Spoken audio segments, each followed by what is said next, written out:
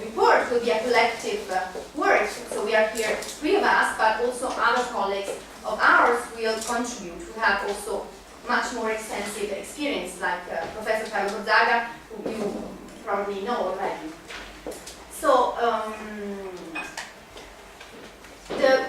the focus of this meeting will be not the social economy in general, but more specifically the social enterprise. So I will ask first to each of you to introduce herself or himself and to briefly focus on her or his experience on the social enterprise. So how his work or her work is related to the social enterprise. So just to have an introduction of a couple of minutes, and then we will start by addressing together some questions. So I will ask each of you to try to provide an answer, and this will be very important for us to gain different perspectives on what is a very fashionable but also very challenging topic in our opinion. So, Barbara, maybe you can introduce yourself? She already introduced me, so my name is Barbara, and I collaborate with Giulia in the research area at the Dezbatere.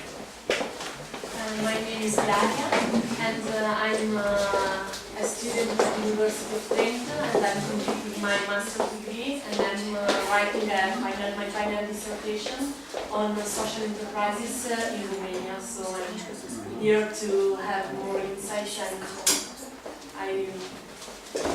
to know better the field. I'm Elena Cucu.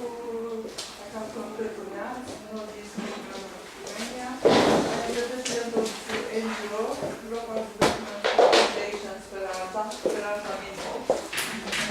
And I work in this NGO from 1995. And we take different social economy.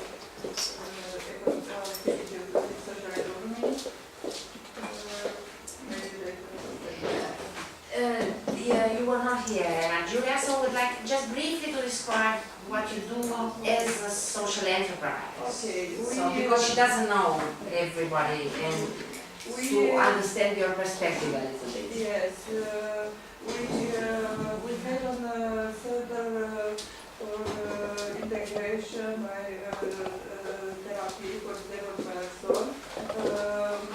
Our beneficiaries are out of 35 persons from the surrounding, and we offer them 5 social services authorized by our ministry.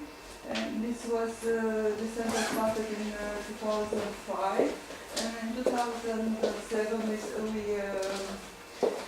developed a project unit, a workshop, with 5 types of activities. We have advertising production, we have serigraphy, we have textile confection, production of decorative candles, and a workshop with arrangement of decorative colors. And we started with 6 employees, 10 in 2007, and was 3 disabled persons, 3 healthy person, let's say. And now we have 21 employees in this project unit. 9 from them are disabled persons. And last year our turnover was around of 259,000 euros. And in 2011 we started, we won prizes in other ministry to develop a social enterprise for professional integration of vulnerable person. 2,000 euros we won them to develop these enterprises. We choose a company, limited company to do. At that time the rural area, somewhere 11 kilometers of Perpignan, the village, near of an station here. And our main activities are handicrafts, wood confection, manufacturing activities, artisanat. traditional craft, yes.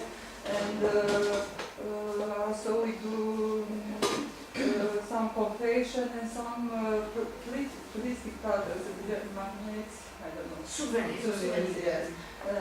And we employed here 9 persons. In the beginning it was 9 persons, 7 from them was vulnerable person, not handicapped person, but was vulnerable person, over the 45 years, for example, or younger that didn't found the job. And we keep at them, these 7 persons. We have now 8 employees, but 7 are vulnerable persons. This year is the 30th year of activities, and we succeed to survive. It's survive, I recognize, it's not easy, because was a small problem. Our activities are more for season, for touristic season, and during the winter, and it's hard to survive, but we hope to develop. It was good because we compete with the project unit activity. When didn't hate work in the social enterprise, this social enterprise, we moved it a bit, the people work in our project unit, and we pay the salary like this, to survive. Was something difficult moment. And the turnover of this company last year was around of 25,000 euro. And this means was an increase of 100% from 2011, this increase, but was not only because the own activity of the social enterprises, was because we moved a big part from the production of decorative candles from protect unit to this social enterprise, because fit well with these activities, and the space allowed us to do this activity. In present, the building where we develop this activity of project unit is not enough for our activities. We are a bit constrained by the space, and the same building are the social services too. Sometimes we work through steps, by program during the summer. And except these social activities, we have to some project in environment area. We developed until now in the last 3 years around 3-4 projects in the touristic and environment area. One of the projects was for to promote the alternative energy for community. We had some good results through this activity. This is Thank you, Elena, for coming such a long Thank you very much. welcome. My name is Victor. I am responsible with economy and production. Our project unit. If Victor didn't come with me, I not was here today because he was the man that could drive in Bucharest. And it's my colleague. Thank you very much. Ah, you were short. They are together, Peter. Yeah. I think I bought one of your candles. Yes, I take Jan this. Kranga candles in the shape of a book. Yes. I bought them You from was in the Tirgunam. Nantes? I was in Tirgunam. Okay. And apropos, I have here for each of us small candles. If you want to go out, yes, I can. I suppose that the people are here, and yes, okay. I offer like this for each of the persons from here. I can go. No, it's not. I can soon.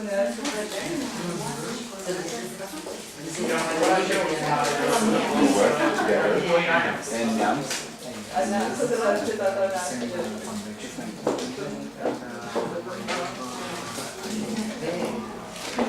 This is free. I make Dezbatere some. nuts. Yes, some. Rich magnet Yes. for my collection. She carta chiara, ma era...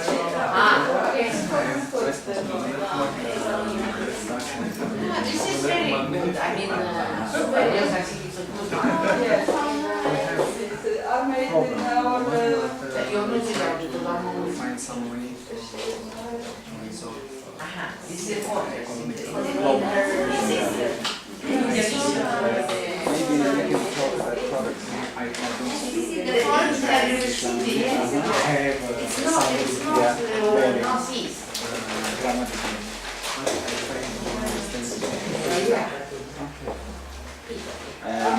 Okay. Yeah. I give them catalog of our products.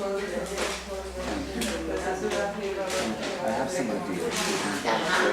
Okay, yeah.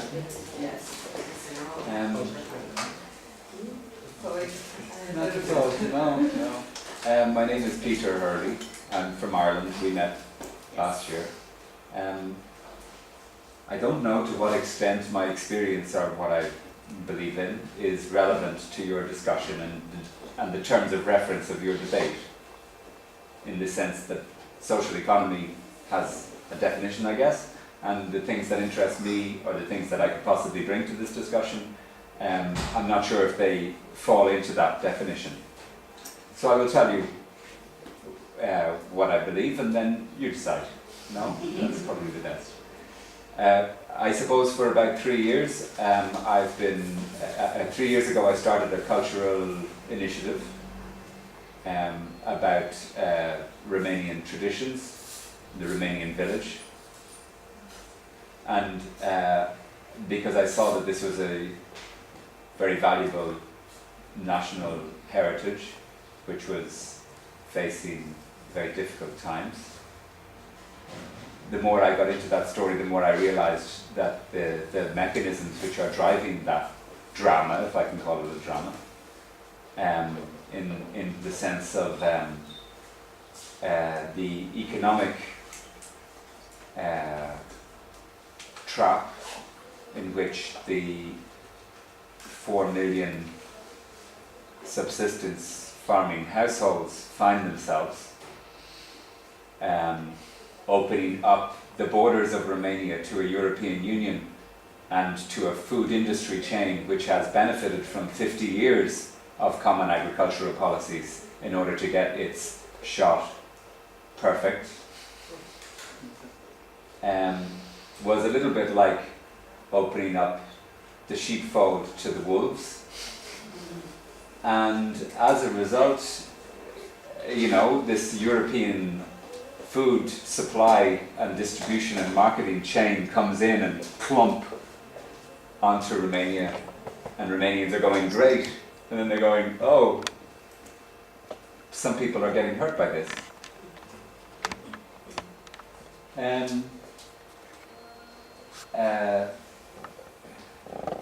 I think thinking of solutions that may be around that, for example, and I think this is an important issue. Very little real time and effort has, no, I think that's the wrong way to start. Let's try a different way. If we look at the size of the problem, because it is a very big problem, 4 million, and you cannot have a system which gives subvention to individual people, 4 million of them. Yeah, if you give 1,000 euros to 4 million people, that's 4 billion. You can't do that every year. Yeah? And you don't help. Some people buy a television, somebody else buys cigarettes, somebody buys more booze. Only 1 in 100 buys a cow if you give him. Yeah? And at the same time, so I'm not an advocate of individual help to individuals. At the same time, encouraging things like young farmers, which is a very well established European common agricultural policy idea. Let's get the young farmers back in and we regenerate the age base of the farmers, which is a healthy way of thinking, obviously, and which has a place in a more, let's say, evolved structure.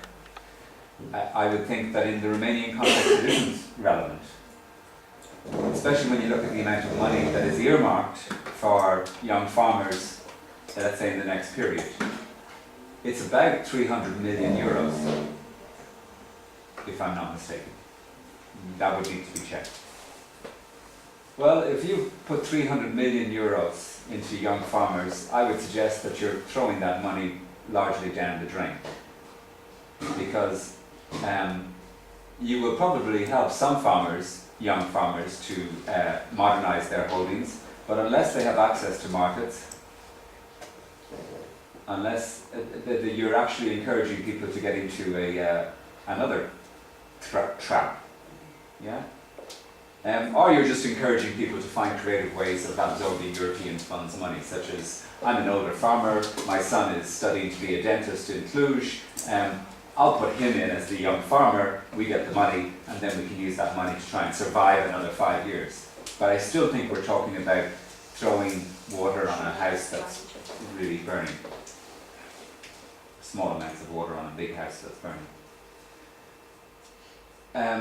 If we look at, let's say, the amount of money, as I just gave an example, that's been put into young farmers, and then we were to look at the amount of money that has been put into, let's say, for example, encouraging cooperation between these 4 million. Yeah? In the last programming period, there was 20 million euros over 7 years earmarked in the Pen and Bidet for Measure 142, which was the only measure that was encouraging, supposedly encouraging, in theory, association and cooperation. Now, anybody that has looked into Measure 142 would know that it was nothing to do with encouraging cooperation. At the best, what it would do is it would reward you if you had already cooperated. But when you're talking about people who are against cooperation, yeah, then getting them to, you really need a lot of grassroots, on the ground, case by case, village by village work to try and get things moving. So I would think that there's a huge policy problem in Romania that unless somebody at a very senior level starts to tackle that, I think, maybe I'm wrong, yeah? That's another issue, yeah? I mean, definitely that's a possibility. I haven't been digging in this area long enough to be able to, but this is certainly what I believe in at this point in time. Now, as we started, I don't think you can help 4 million people individually. I don't think that's a good idea. I do think that there are 12,000 villages, and each village should have an attempt to develop a community enterprise that is a social enterprise in my book, but it might not be in other people's books. And that is about managing the resources that they currently have, which happen to be agricultural resources. I don't believe that we should be encouraging people to stop digging in the fields and to start painting cars, repairing cars, cutting hair, or being paza. The securitate, Yeah, I don't think this is the solution. Yeah, or be kellner. Yeah, because if there's no wealth creation inside, then there's no, we have a very good example if you want to talk about the social, because it's not just an economic, it's a social issue here. I mean, there are about, some people say 350,000, I've heard up to 500,000 children in Romania who are living without one or both parents because they're left. Yeah, and I can give you a very good example of that now. I sat across the table from a villager. I've said this story before, some people have heard it, but I think it's a good one. So, a villager from a village in Romania, and I said, "What's going on with you?" And he said, "Well, it's very simple. I stay at home and I look after the household, the farming household, the garden. And your wife?" I said, "She's in Spain. She works as a house cleaner. Yeah? And she sends me money home." And I said, "Were you in Spain?" He said, "Yes, I was in Spain, but I had to come back. Somebody had to look after the gospodaria, the household." I said, "And how does it work?" He says, "It's very simple. The chickens make the eggs, I boil the eggs, and I give the eggs to the rabbits to eat." Yeah? And I was like, "Why don't you go into the local town and sell the eggs?" And he said, "Well, if I did that, it would cost me more money to go in there than I would make doing it. And then if I do that, I'm not able to look after the household." Yeah? So because there isn't a kind of a community Yeah. enterprise to get this whole thing moving, then there isn't a solution. I'm not saying it's that easy, but I think that there you have there's actually, the family is split. One of them is in a foreign country, subventionating, sending a subsidy back home, yeah, so that that guy could just keep on a floating level. He's not going any higher or further, he's just floating. Linie de Plutire, no? That makes sense? Yeah? Is this a social issue? I think it is. Is it a big one? I definitely think it's big. Do we need to have it on the agenda? I really think so. Is it a 20 million euro afterthought in Measure 141? I think it should be more than 20 million euros. If we think about the size of the problem, I think if we're talking about putting 500 million euros into irrigation systems, yeah, in the south of Romania in order to help the big farmers to make a lot more money, then I think we should be definitely talking about at least the same amount of money into the small farmers and to the social things. And I think that that's about working on the ground to get people working and creating value and having hope and belief in the communities that they work in. Yeah? Okay. I totally agree. Peter.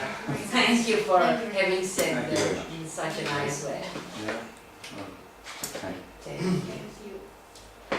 My name is Adrian Vista. I'm a legal advisor for Asociația REACT. And this NGO has 6 social enterprises. REACT. Okay, so each of them has 25 employees and 2 managers, so it's up to 162 employees.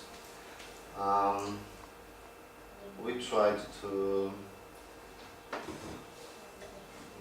deliver some more industrial goods, let's say, not only like kennels and paper, but still 3 of them are making manual paper and recycling office paper and all that. The one in Craiova is recycling plastics, so that's very important for us because it brings like an industrial good, not a household good. And then in Bucharest we have a call center, so that's also like big value service, I would say. And in Bucharest also we have a social enterprise for printing and packing and all that. So we are able to print like the big banners and printing plastics and printing, I don't know, glass or canvas or anything else. The other 3 are, as I said, producing manually recycled paper. The one in Sibiu had also a big success on the local market, Sibiu being a very popular city by tourists. So, and in Piatra Neamț, for example, it's a little harder, but they manufacture goods for Bucharest and for Sibiu. Okay. And in the last one in Târgoviște, it also can produce cardboard and I don't know what it's called, like paper glued on cardboard. And cardboard boxes. It's in Romanian it's called cașerare, but I don't know English. Okay. And the thing is that they employ 15 people with disabilities and 10 people coming with low wage earning. The bigger issue is with the low earning wage people, because actually they don't want, most of them, like 80% of them. Minimum guaranteed with Yeah. income. Like social, Okay.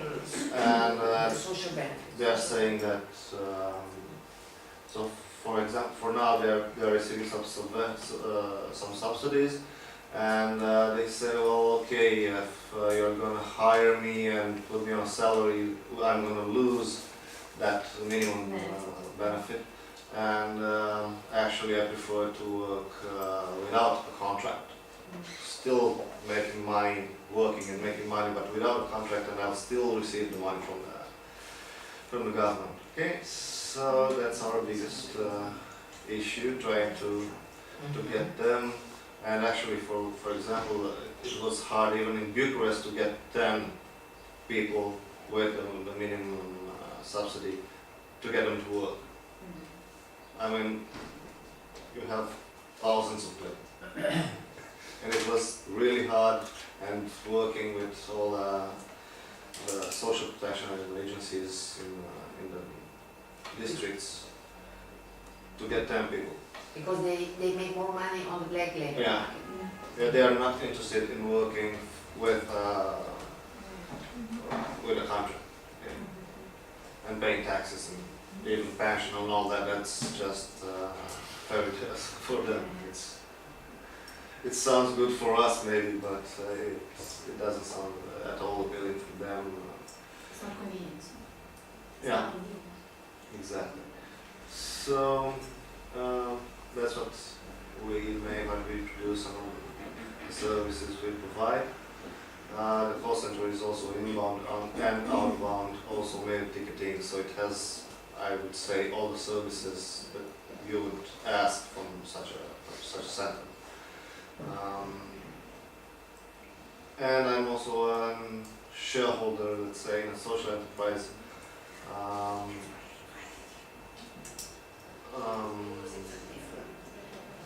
Concerned also in the paper business, so like binding and supplying with certain, I don't know, certain goods for offices.